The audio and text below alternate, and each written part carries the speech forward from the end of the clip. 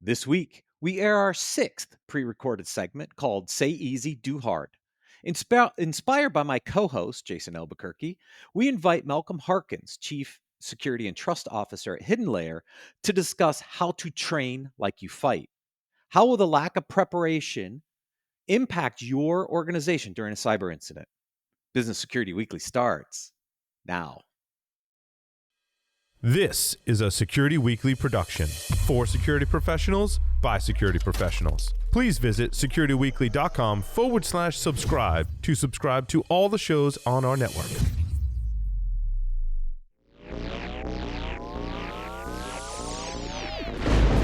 It's the show where we explore the business of security to improve the security of business. Your trusted source for actionable insights on leadership, communication, and innovation.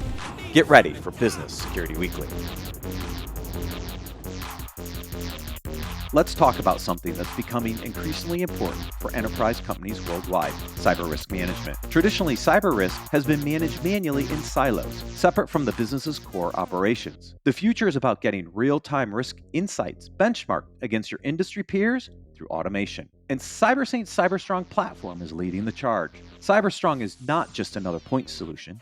It's a revolutionary platform. It's a quantified top-down risk approach where your unique cyber risks inform C-suite decision-making to identify your top 5 cyber risks and the controls to mitigate them.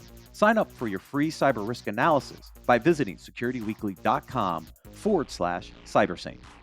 High-value employees have become the path of least resistance and a key source of compromise for corporations. Attacks against executives can compromise their personal accounts, enable corporate breaches, and can even compromise their reputation, wealth, and physical security. Black Cloak understands that an executive's personal digital footprint is crucial to enterprise security. We provide concierge cybersecurity solutions tailored for executives, safeguarding their personal data, devices, and online presence. Experience peace of mind knowing that your team is protected with Black Cloak Digital Executive Protection. Secure your digital life with blackcloak.io. Visit us now at securityweekly.com/blackcloak.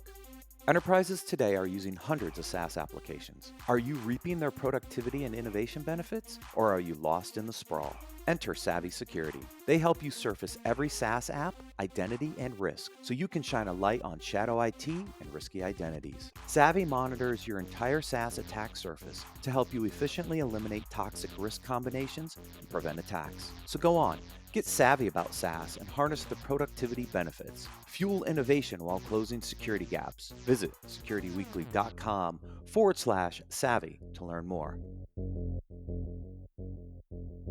Welcome to Business Security Weekly. This is episode number 349, recorded April 23rd, 2024, but will air on May 6th, 2024 to kick off the RSA conference. I am your host, Matt Alderman. Joining me for this segment is first my co-host, Mr. Jason Albuquerque, who this segment is named after. What's up, Jason? I appreciate it. I love these segments, to be honest with you. It's we get down and dirty talking about the hard things that need to be done, and so often are overlooked. So it's a beautiful thing to have this Say Easy, Do Hard be a quarterly event for us. I love it. Yeah, it's kind of paired with my security money segment. Now we have 2 quarterly kind of stand-in segments we produce every quarter.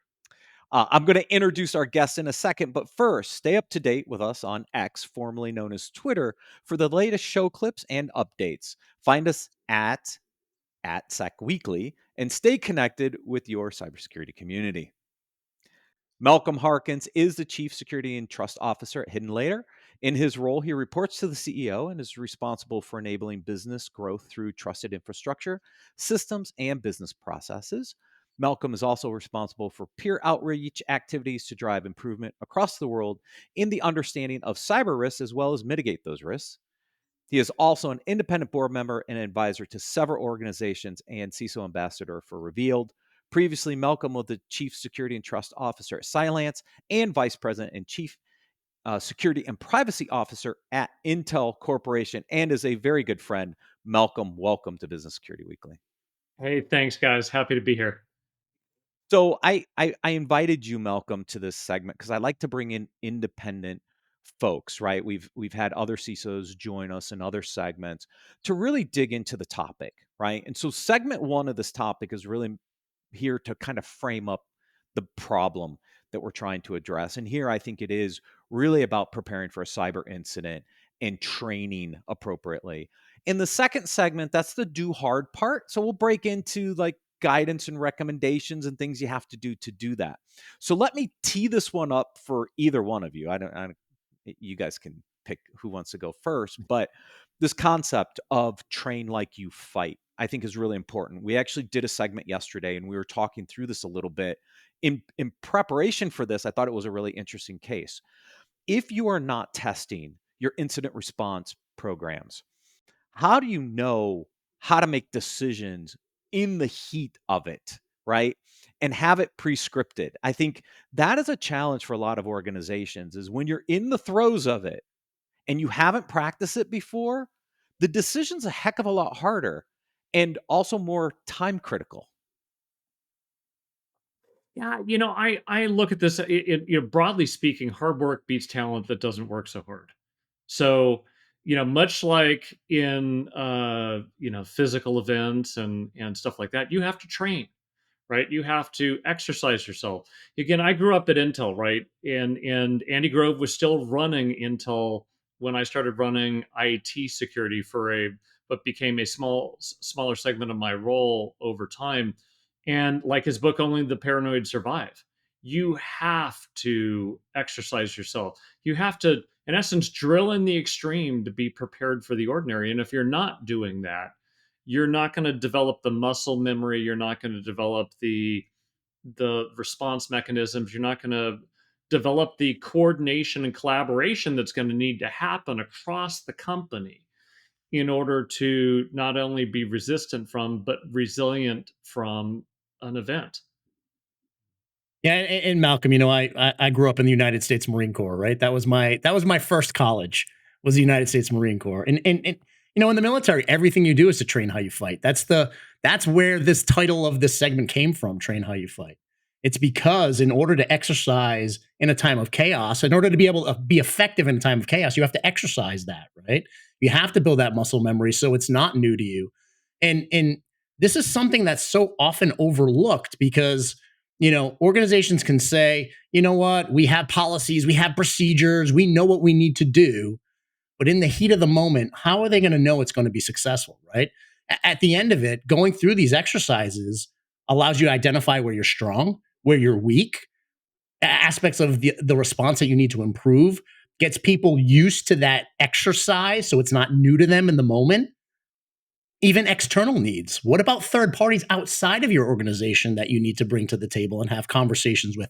They should be ready to respond and they should know the expectations of their response beforehand. So there's so many aspects of this that organizations can tease out in order to get that refined process. It's never going to be perfect, but we're not shooting for perfection, right? It's a time of chaos. Yeah, well, and I learned a long time ago, again, whether because I also ran corporate emergency operations at Intel, I did at Silence. I had physical, logical product, Mhm. much like I do at Hidden Layer.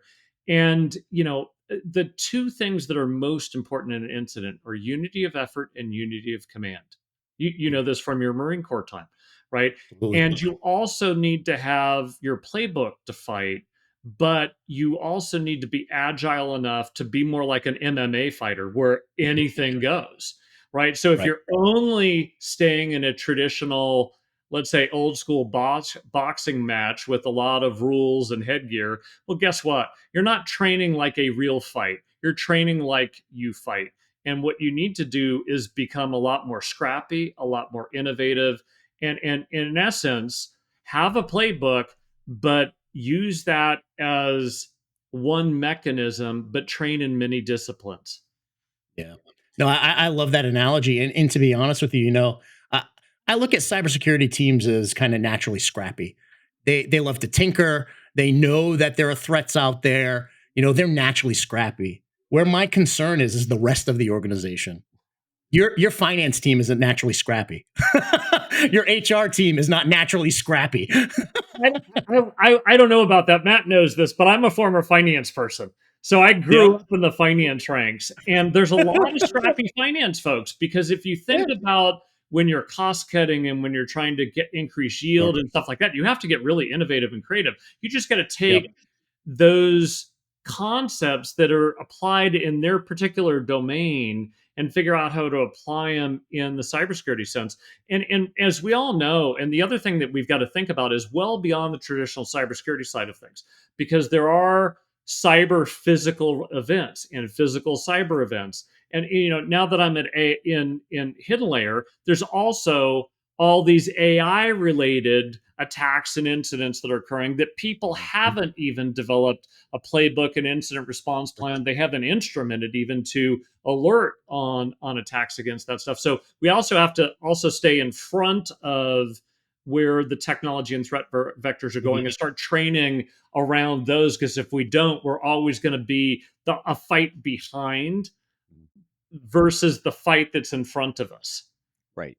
Yeah, and I mean, we've got to think about loss of life and the human element in certain industries, right? That also play into these exercises. Because if you're I was in nuclear power, I spent a little bit of time in oil and gas. Like there is loss of life possible in some of these scenarios. Now, not every industry is going to go through that, but that just to your point, I think a little bit, Malcolm, is it adds a layer of complexity you have to be prepared for, because in the throes of it, losing life could really disrupt any kind of practice that you've ever done, because it's super disruptive. 1000%. I mean, almost, most companies, assuming you're not in a company that's fully remote, they have buildings. Well, guess what? Buildings have fire life safety systems in them, right? They have elevators. Those things could also be weaponized in different ways to impede a physical event or create a physical event. The other thing I posted this morning, the United Healthcare, attack that's cost them a lot of money. Again, everything out there is about the ransom, and it's about the records that were breached. And I'm like, well, what about the data integrity of my health records? That actually matters more to me. Mhm. And guess what? Most of the time, anytime you see a ransomware or a healthcare thing, it's, oh, they got ransomed, or oh my god, the data has been breached and the confidentiality has been exposed, when I actually really care more about the integrity of my health records. And I doubt very much that institutions go into the data integrity, and that actually could have more consequential impact not only on business processes but on human life. Yeah, and I mean, And just to click into that a little bit more, that just shows the importance of having diverse scenarios when you're doing these exercises. It's not just always practicing the ransomware attack, No, no, right? you're totally right. So I'll give you an Intel example, because again, I oversaw corporate emergency management and a few other things. Go back, what, 15 years ago, we did a 48-hour follow the sun exercise across every physical site of Intel, every business unit, and the scenarios were solar flares. Think of what happened recently, that were so dramatic that they started affecting satellite coverage, airlines, communications. We even had people in the Philippines call in and create a mock event because of the power outage that then created riots that then caused people to want to come, into the warehouse and stuff like that. So we really tested physical, logical, transportation, stranded employees. And guess what? 6 months later, volcano in Iceland erupted, and the plumes of ash then came over Europe, and it affected our Amsterdam warehouse and shipping hub. Well, guess what? Because we had actually trained in an extreme, almost far fetched scenario, we tightened up some things about shipment of product and passengers and employees in different locations. So, again, get far fetched on it. That drill in the extreme to be prepared for the ordinary, it works. yeah, I mean, even just in basic exercises, because when I first came to CyberSaint, we started an exercise. And it was interesting for me because it was my first one, didn't have a ton of time with the company. Just getting our arms around what we consider to be critical assets and critical systems, even in a basic scenario, was eye opening, like super eye opening, right? I was like, wait a minute. If Salesforce goes down, what's that impact? Like, what if the data's deleted? Like, it was just some interesting ways to think about it. And we weren't even going super crazy, Malcolm. We were just trying to run through some scenarios that we're susceptible to from our risk profile, that even when you do the basics, it is pretty eye-opening to see what you're actually prepared for and what systems, and do we even know who our Salesforce contacts are to get our Salesforce environment back? No, we didn't have them. Like even the basic stuff. Well, think of how many people were ill prepared for the pandemic. And guess what? You had to Mhm. rely on IT systems in that sense. That's why you also can't just pigeonhole to a cyber incident. You have to think about a wide variety of things, including where IT and your security stuff is going to have to scale up in order to absorb a physical event, whether it be a fire, a flood, an ice storm, a pandemic, right? Yeah. And Malcolm, it's funny that you mentioned that, right? So in a previous organization, we're IT services organization, $500 million in revenue, servicing 35 of the Fortune 100. And we used to have this kind of joke scenario called the zombie apocalypse, literally called the zombie apocalypse. And it was when the stuff hits the fan. Do you know that the majority of those exercises that we went through, we used during the pandemic? Yeah. Because we were testing for the zombie apocalypse, right? There's so many people that I talk to that were like, "Well, we never considered that." And I'm like, "Look, I helped build Intel's pandemic response plans in 2003. Mhm. Yeah. Yeah. Yeah. And SARS happened, and we had, an impact in an Asia location with hundreds of employees. Ebola happened, and we had, some employees that were in region and then coming back, right? So, again, thinking beyond just what has occurred recently in terms of the full spectrum of potential risks, and then go tease those things out because you learn a ton. Mhm. Well, So here's a question for you, Malcolm, because I mean, we live in this world, right? We live in cybersecurity. We live in technology. For a CIO or a CISO or someone who's not in the technology vertical or cybersecurity vertical, how do you start convincing other C-level executives to want to do this? Because you have to have the buy-in from the rest of the company. You have to have the buy-in from the other C-level executives because they need to be part of these scenarios. So how do you get that? How do you get that buy-in? To be honest, if you don't have it, don't just go do it anyways. I never asked for permission, right? So if you're sitting back on your heels waiting for buy-in, you're already missing the boat. I think you can wrangle up a bunch of people in an organization, grab them from finance, grab them from HR, grab them from the factory team, grab them from your cybersecurity team, grab them from a few different spots and say, hey, we're going to be doing this. Most organizations of a decent size already have some type of BCPDR, emergency response, stuff like that. And if you don't, it's your opportunity to create it for the company because they're going to need it well beyond cyber. And if somebody goes to shut you down, frankly, it's probably an organization you don't want to work for anyways. hmm. That's a great point. That's a great point. Don't allow, friction from the organization to stop you from getting what you Never need wait for done. permission. Yeah. It hesitation kills. You know that from the Marines, right? Yep. When you hesitate, you die. So keep moving and keep moving forward and drag, push, pull, kick, however you can your organization forward.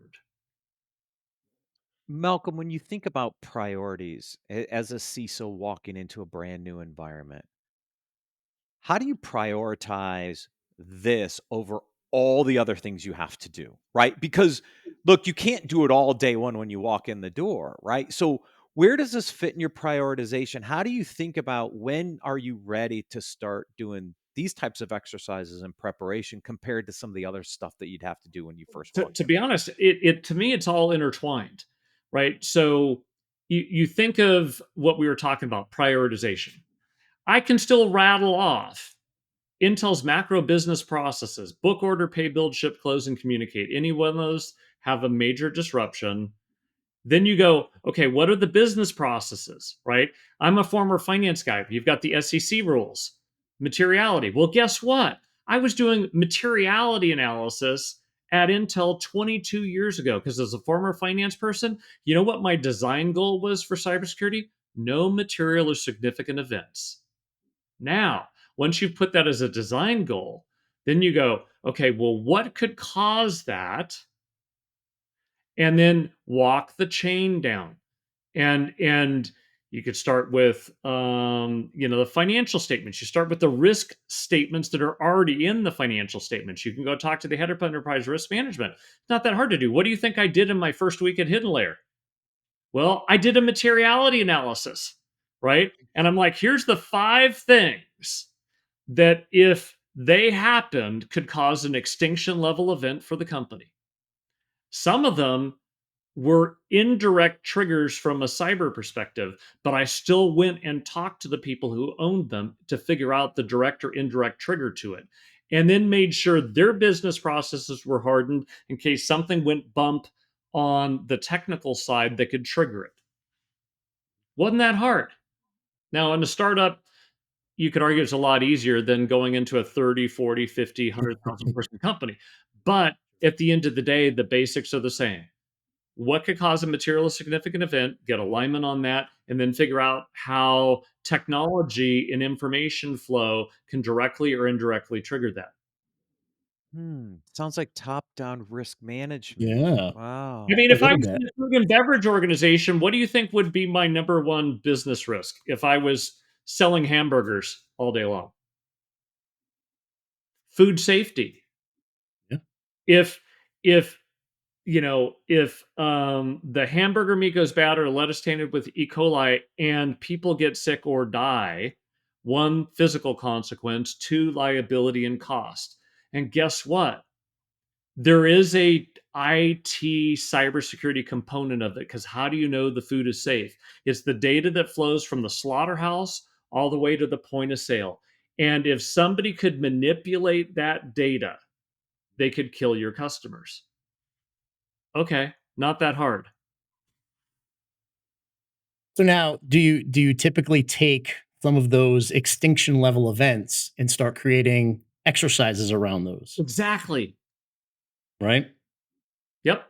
Because our job is to, prevent as much as possible, detect what you can't, and respond, all in a hopefully a design framework that limits the potential of an issue occurring and the potential for harm, or when harm is occurring, limit the blast radius and limit the duration, right?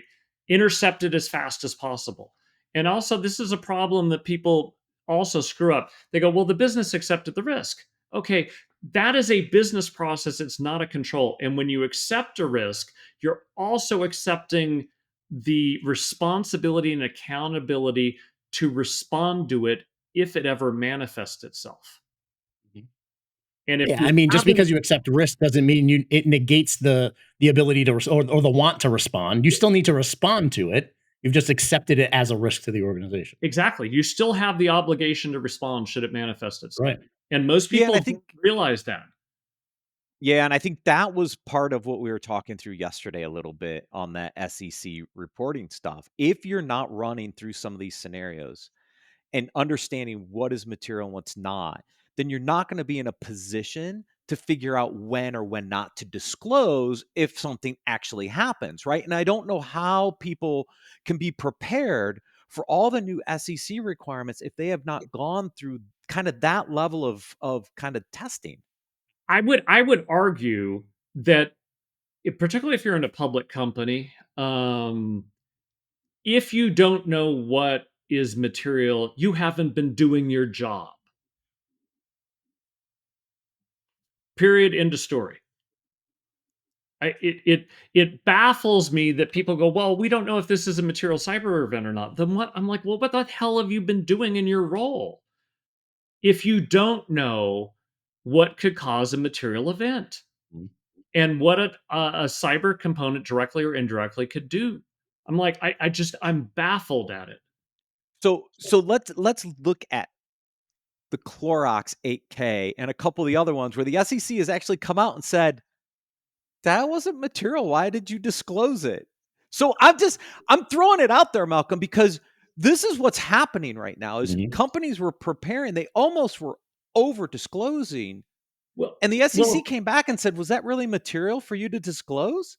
Yeah, so you let's look back in history. I wrote a paper over a year ago that I published called "Materiality Matters."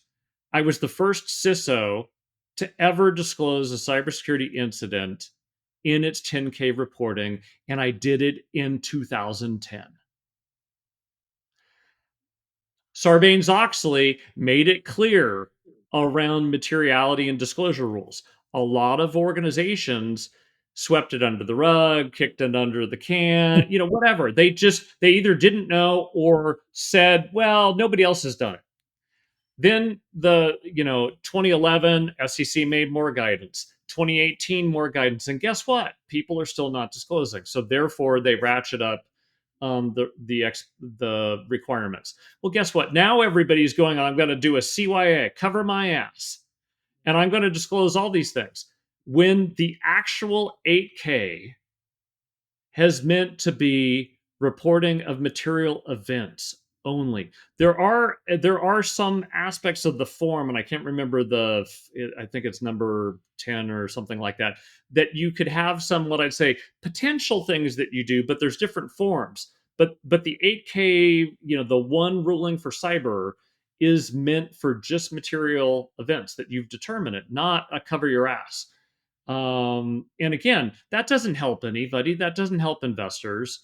It's a shame that people have over rotated versus being understanding it and then appropriately reporting it. Yeah. Yeah. And I think when you see some of the action, some of the lawsuits, some of the indictments, people went into a CYA mode in some respects because it put a pretty big target on a couple CISOs' backs. No, I totally agree. And you could argue that again was mistakes in communication, mistakes in truing up what you said here versus what you said there. The other thing, again, we talk about drill in the extreme and fight like you want to fight. Again, I've posted this and said this many times before.